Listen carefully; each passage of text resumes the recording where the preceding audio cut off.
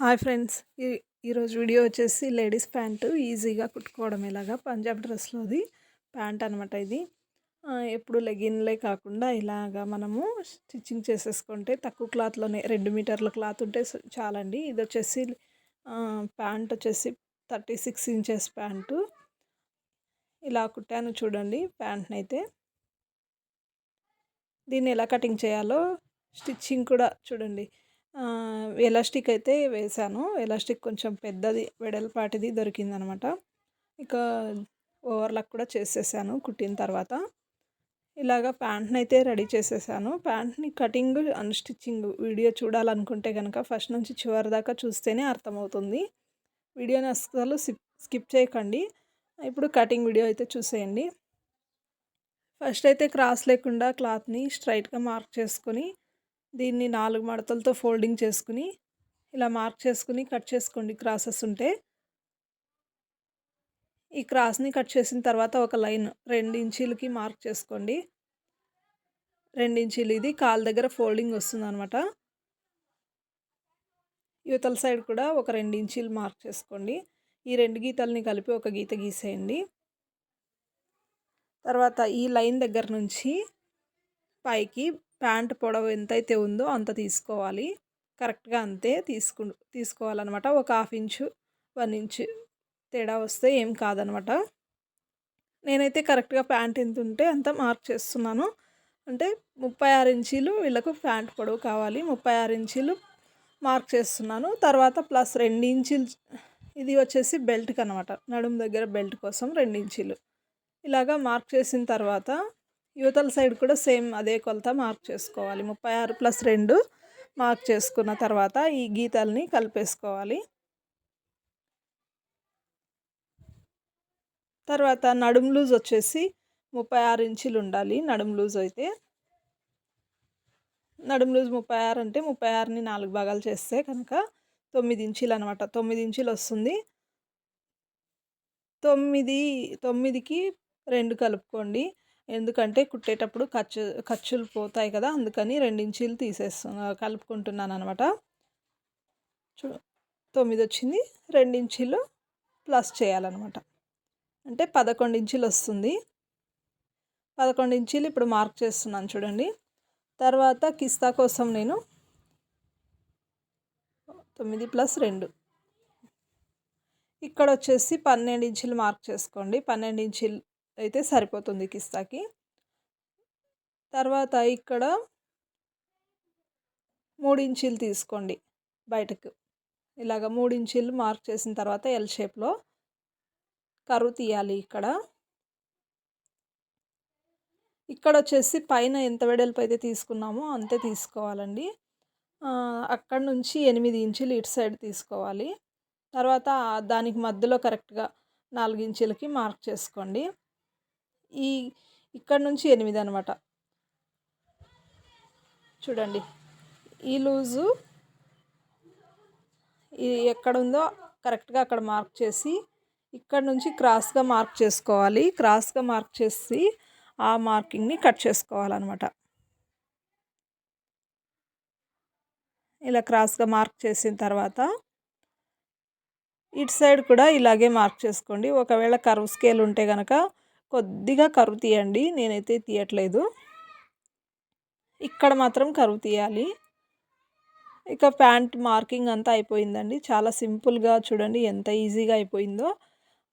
ఎక్కడ కూడా అతుకులు ఉండవు అనమాట. మనం మామూలు ప్యాంట్కి అయితే అక్కడ ఇక్కడ అతుకులు వేసేస్తాం అనమాట. కానీ దీనికి అవసరమే లేదు. 2 మీటర్ల క్లాత్ సరిపోతుంది. ఇప్పుడు ఇది మార్కింగ్ అంతా అయిపోయింది.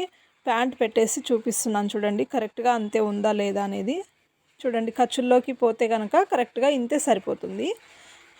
ఇప్పుడు ఈ ప్యాంట్ని పక్కన పెట్టేసి నేను కటింగ్ చేస్తున్నాను. ఇక్కడ నుంచి కట్ చేసుకోండి. ఇది కటింగ్ అంటే ఈజీగా అయిపోతుందండి. త్వరగా అయిపోతుంది కూడా. కుట్టడం కూడా అంతే చాలా ఈజీగా అయిపోతుంది. మనకు కావాలంటే సైడ్ పాకెట్ కూడా పెట్టుకోవచ్చు. నేను పెట్టట్లేదు. ఇది క్లాత్ సరిగ్గా లేదనమాట. ఇప్పుడు 2 క్లాత్లు మాత్రమే 2 లేయర్స్ మాత్రమే కట్ చేసుకోండి.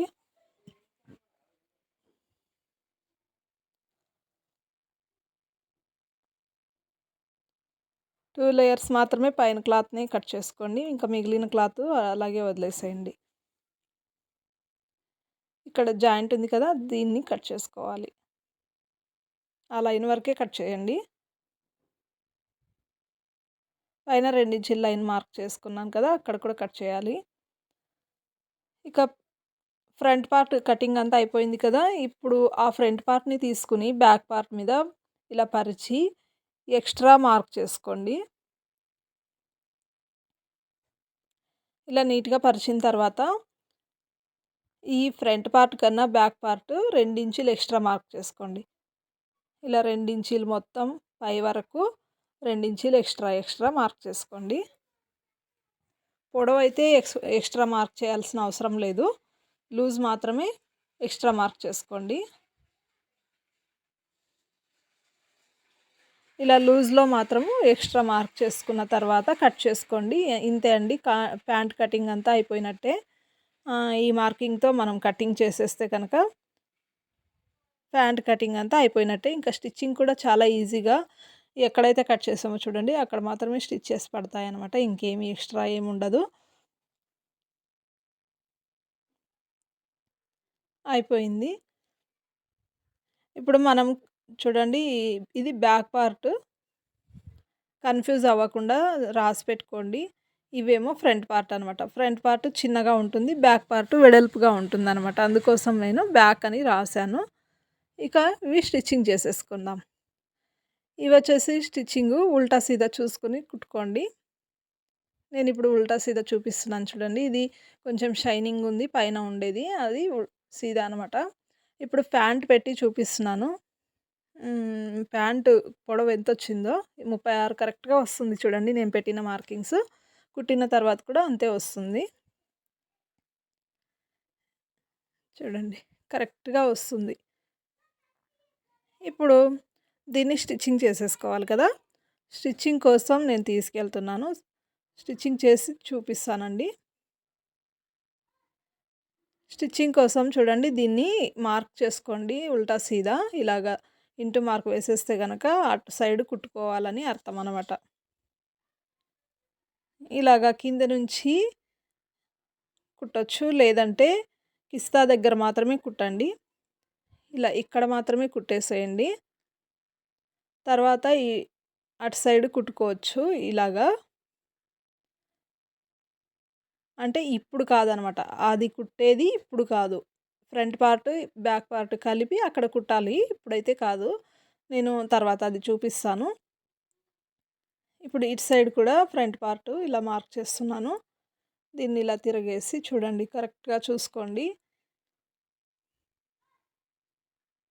ఇప్పుడు దీన్ని ఇలాగ కిస్సా దగ్గర మాత్రమే కుట్టుకోవాలి. ఇప్పుడు ఇవి స్టిచ్చింగ్ కోసం తీసుకెళ్తున్నాను. ఇక్కడ స్టిచ్చింగ్ పడాలి.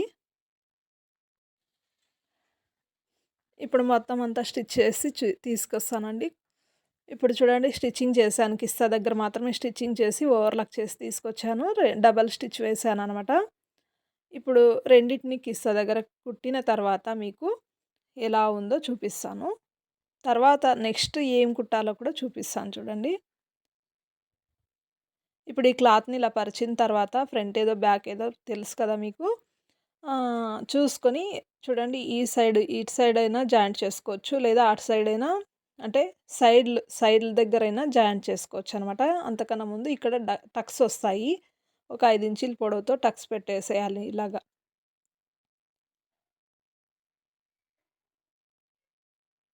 టక్స్ పెట్టిన తర్వాత సైడ్స్ జాయింట్ చేసుకోండి. ఇటు సైడు అవతల సైడ్ కాలు సైడు అంతా జాయింట్ చేసిన తర్వాత కాలు దగ్గర పట్టీ కూడా కుట్టేసేయాలి. నేనైతే ఇంకా కుట్టలేదు. సైడ్స్ జాయింట్ చేయాలి ఇంకా. మధ్యలో మాత్రమే కుట్టాను. స్టిచ్చింగ్ చేసి ఇవి టక్స్ కూడా పెట్టేసాననమాట. ఇప్పుడు సైడ్స్ కుట్టాలి. సైడ్స్ కుట్టే ముందు పట్టీ కూడా కుట్టేసేయండి. కింద కాలు దగ్గర పట్టీ. ఇప్పుడు కాలు దగ్గర పట్టీ అన్నీ స్టిచ్చింగ్ చేసి తీసుకొచ్చాను.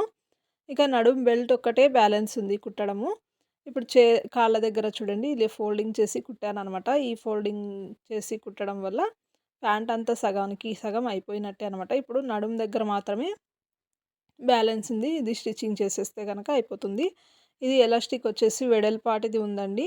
అందుకని కొంచెం అంటే 1 ఇంచుది అయితే సరిపోతుంది. ఈ 2 ఇంచులు దొరికిందనమాట.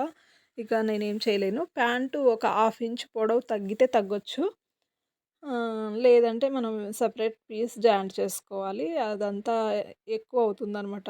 అంటే సెపరేట్ పీస్ జాయింట్ చేసుకోవడానికి పొడవు ఎక్కువైపోతుంది. అందుకని ఇలాగే కుడుతున్నాను. ఒక హాఫ్ ఇంచు తగ్గొచ్చు ప్యాంట్ పొడవు. ఇది ఎలాస్టిక్ వచ్చేసి 30 ఇంచులు ఉంటే చాలండి. 32 ఉంది. అందుకని నేను కొంచెం కట్ చేయట్లేదు. దాన్ని అలాగే ఫోల్డింగ్ చేస్తున్నాననమాట. ఇప్పుడు ఈ ఎలాస్టిక్‌ని ఇలా పెట్టేసి కుట్టుకోవాలి. ఇలాగ క్లాత్ లోపలికి పెట్టి స్టిచ్చింగ్ చేసుకుంటే సరిపోతుంది. అది స్టిచ్చింగ్ ఎలా చేసిన తర్వాత మీకు చూపిస్తాను. 2 ఇంచులు వదిలాం కదా మనం క్లాత్‌కి. చూడండి కొంచెం ఎక్కువగా ఉంది ఈ ఎలాస్టిక్. 2 ఇంచుల కన్నా ఒక 2 పాయింట్స్ ఎక్కువగానే ఫోల్డింగ్ చేయాల్సొస్తోంది. పిన్ వేసి స్టిచ్చింగ్ చేశాను చూడండి. ఒకవైపు పిన్ వేసి స్టిచ్చింగ్ చేసుకుంటూ వచ్చాను క్లాత్ జరుపుకుంటూ. ఇప్పుడు ఈ పిన్ తీసి ఎలాస్టిక్‌ని ఇలాగ చూడండి. ఇలా కాకుండా ఇలా చేస్తే గనక లావయిపోతుందనమాట. ఇలా చేయండి. అప్పుడు 2 ఇంచీలు తగ్గుతుందనమాట. లూజ్ తగ్గుతుంది. ఇలాగ కుట్టుకొనొచ్చాను. చూడండి ఎలాస్టిక్ కుట్టిన తర్వాత ప్యాంట్ ఎలా ఉందో. దీనికి మనము థ్రెడ్స్ అవసరం లేదు. మంచి ఎలాస్టిక్ అయితే వేశాను నేను. ప్యాంట్ రెడీ అయిపోయిందండి. ఇప్పుడు దీన్ని ఐరన్ చేసి చూపిస్తాను ఎలా ఉంటుందో.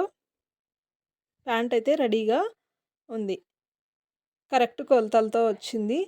పొడవు మాత్రమే ఒక హాఫ్ ఇంచు తగ్గితే తగ్గి ఉండొచ్చు. ఎందుకంటే ఎలాస్టిక్ వెడల్పు ఉండడం వల్ల అలా ఉంది. కాకపోతే ఈ వీళ్ళకొచ్చేసి ఈ కస్టమర్‌కి ఆ ప్యాంటు కిందకే ఉందనమాట. ఒక హాఫ్ ఇంచులో ఏమీ అయ్యేదేముండదు. అట్లేమీ ఉండదనమాట. ఇప్పుడు ఈ ప్యాంట్ రెడీ అయిపోయింది కదా! దీన్ని ఐరన్ చేస్తాను. వీడియో నచ్చితే గనక లైక్ చేయండి, షేర్ చేయండి. ఇంకా మరిన్ని వీడియోస్ కోసం మీరు మన ఛానల్‌ని సబ్స్క్రైబ్ చేయండి. మంచి మంచి వీడియోస్‌కి మీకు కావాలి అంటే గనక తప్పకుండా మీరు ఛానల్‌ని సబ్స్క్రైబ్ చేసి వీడియోస్‌ని లైక్ చేస్తూ చూడండి ఫ్రెండ్స్. ఇప్పుడు చూడండి ప్యాంట్ కొలిచి చూపిస్తున్నాను. చూడండి నేను చెప్పినట్టు ఒక హాఫ్ ఇంచ్ తక్కువ వచ్చిందనమాట ప్యాంటు. హాఫ్ ఇంచ్ మాత్రమే. లూజ్‌లో ఎటువంటి తేడా రాలేదు. పొడవు మాత్రమే హాఫ్ ఇంచ్ తగ్గింది. ఎందుకంటే ఎలాస్టిక్ వెడల్పు ఎక్కువైంది కాబట్టి. ఓకే ఫ్రెండ్స్, ఇంకో మంచి వీడియోతో మీ ముందుంటాను.